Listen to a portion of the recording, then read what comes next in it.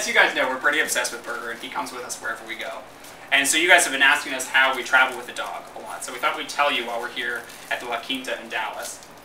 We always pick a dog-friendly chain like La Quinta, and you can find others on dogfriendly.com. That's where we always start.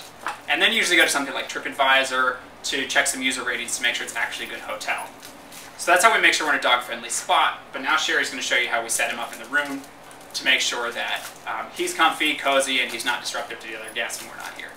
Okay. So Burger is one of those dogs who, if left alone, he can get a little agitated if he hears someone talking in the hallway or a door slamming. He can perk up, growl, maybe even bark, which is not something we want to do because we want him to feel comfortable, but we also don't want the hotel to hate us and throw us out on the street.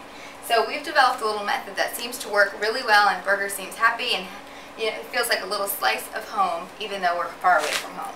And that is to put his crate between two beds if we're in a room with the two double beds, and it has all of his bedding as it was at home. We don't wash it before we come, so it still has the smells he's used to, and it's just sort of the environment he's used to. We always have this blanket on top and that blanket inside.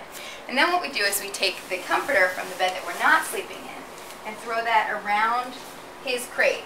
So it further muffles the sound and just sort of creates even more of this cozy den. Dogs are den animals, so a lot of them love to be in a space that they can call their own. We're never in here, it's just Burger's little room, and I think he likes it that way. So now that we've placed the comforter on top and it's even more muffled and cozy, there are a few tips that we use to keep him from hearing the outside world. But John's going to tell you all about that. You can see Burger's all tucked away in his crate like we're about to go somewhere.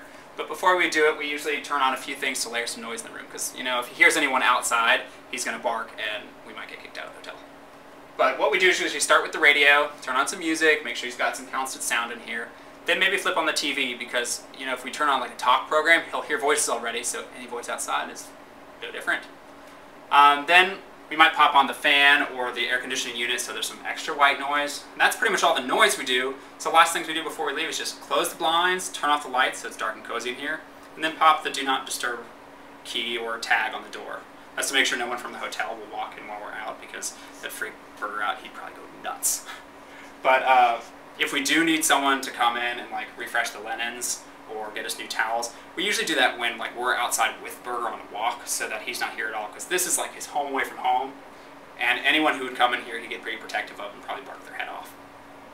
I guess the other thing you do is actually just go down to the front desk and get the towels yourself at some point if you'd like. But those are the things we do for Burger, what works for our dog. Hopefully some of them work for yours. But right now I think we got a wedding to get ready for, so we'll catch you later.